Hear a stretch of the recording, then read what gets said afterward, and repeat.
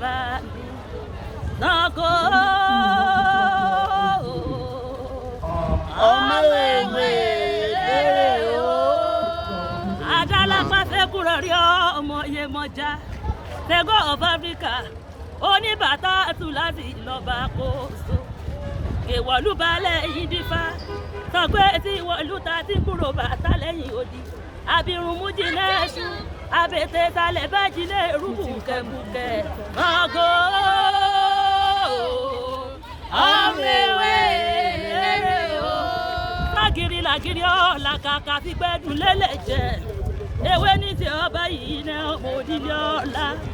òkè pààrà kẹ́pọ̀ òbí sọ lọ́rọ̀ dídí ìdírí Ṣàngó ọmọ ewé ilẹ̀kùn wọn fẹ́. Ayo, aso teda.